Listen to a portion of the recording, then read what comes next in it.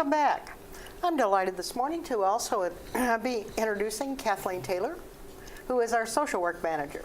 Good morning. Good morning, Kathleen.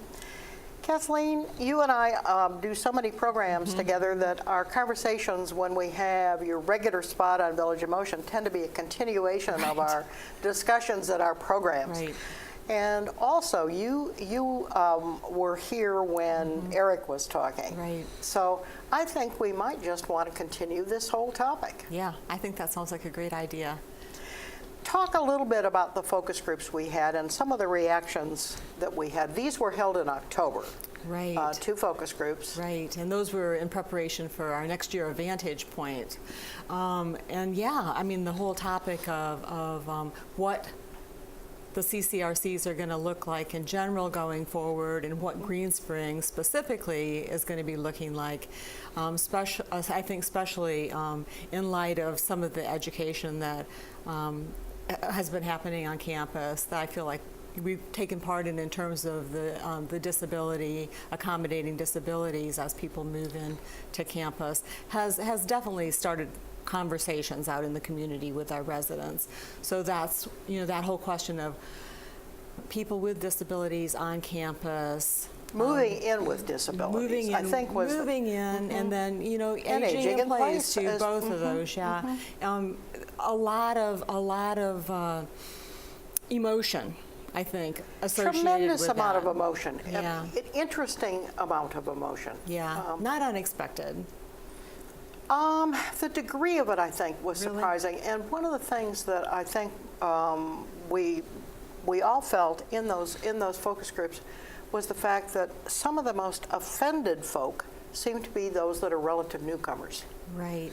That those of us who have been here and are watching ourselves our aging in place and watching our good friends age in place seem to have a little a different tolerance level. Right. Have you seen some of this? Yeah, and of course this is something that you and I have talked about a lot. I think that what happens when you have a friend who that starts to experience a decline, you still see that person.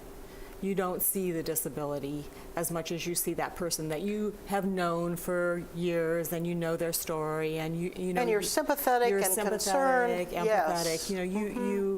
You relate to them as a person who is having a problem. Right.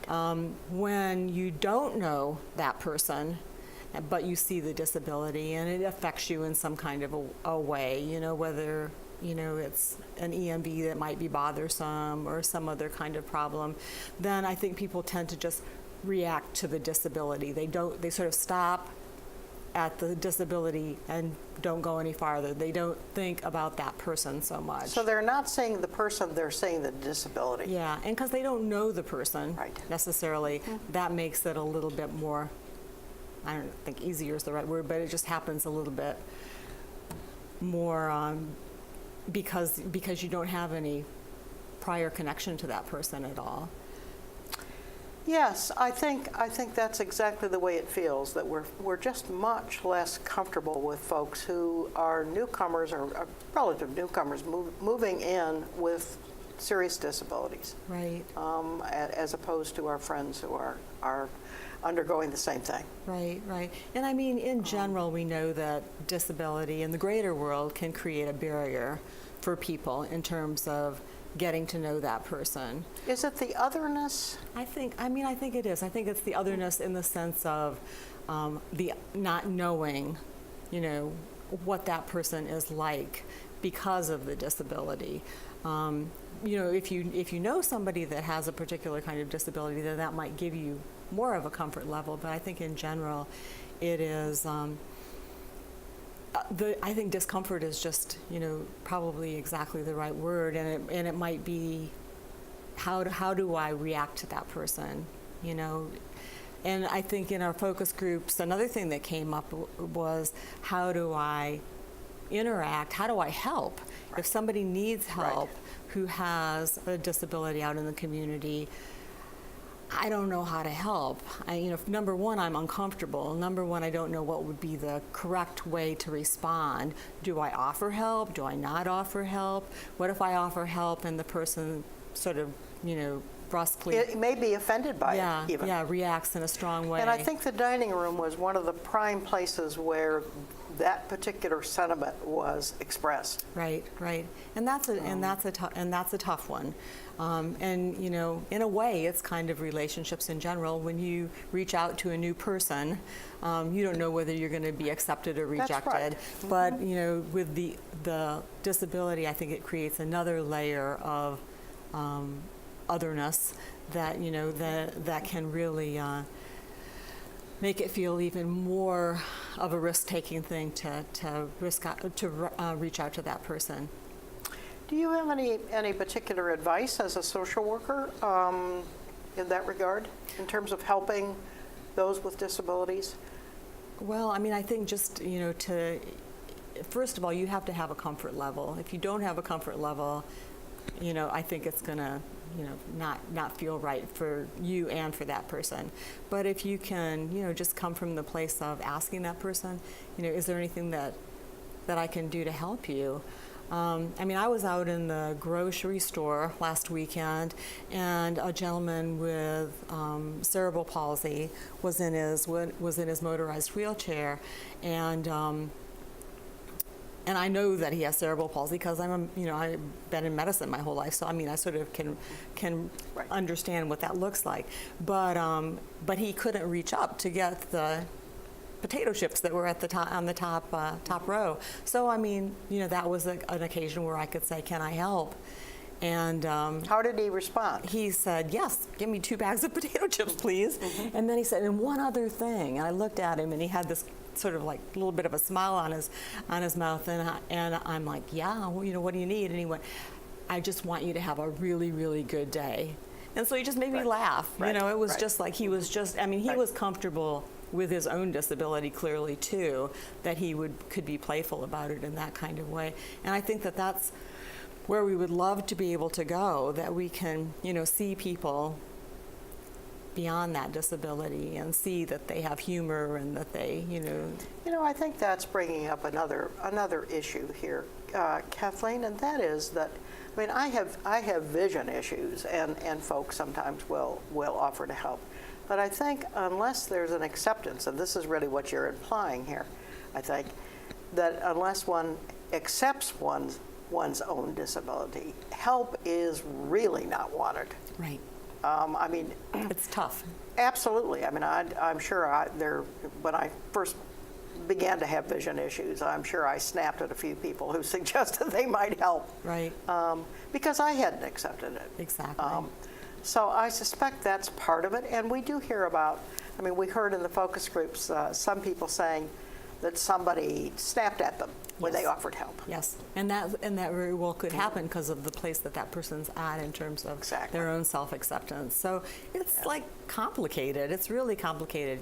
Relationships are complicated, So there's no magic answer to that at all. But I think a willingness, and then I think that I've also heard in different settings where it's like, if you get to know that person, you forget.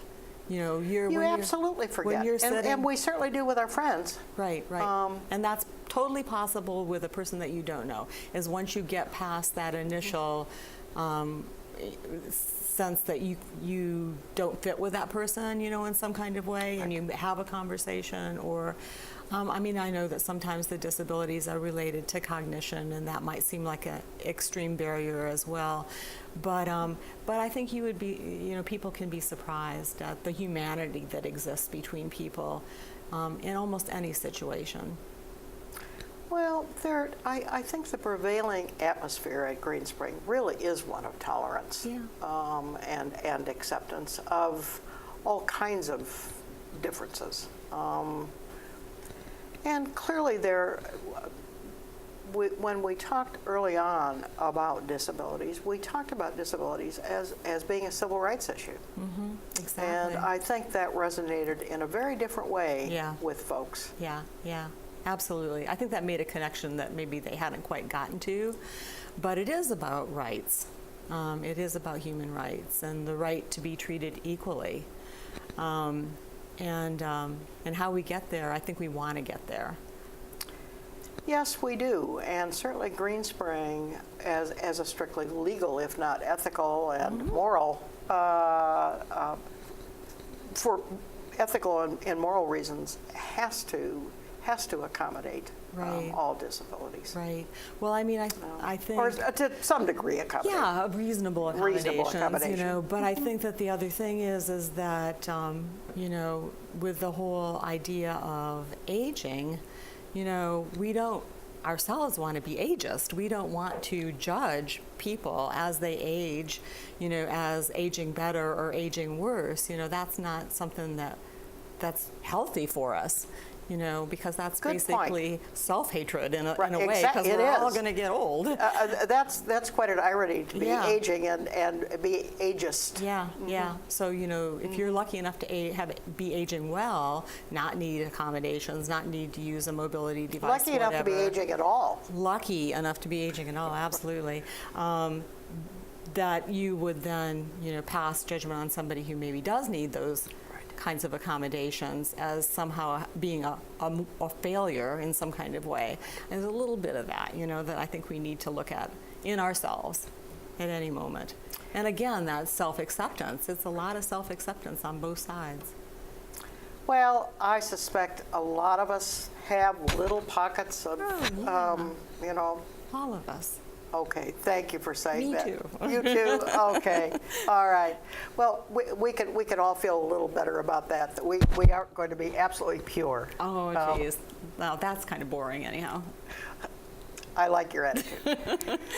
We'll continue this conversation in other settings, I know. Yep. Kathy, anything did you have anything to say about social work No, that you I wanted didn't. to report? No, I was going to let you lead the charge today anyhow, so it worked out well. All right. Well, terrific. Well, thanks for having this conversation. And I think with that, then, we'll turn to the announcements.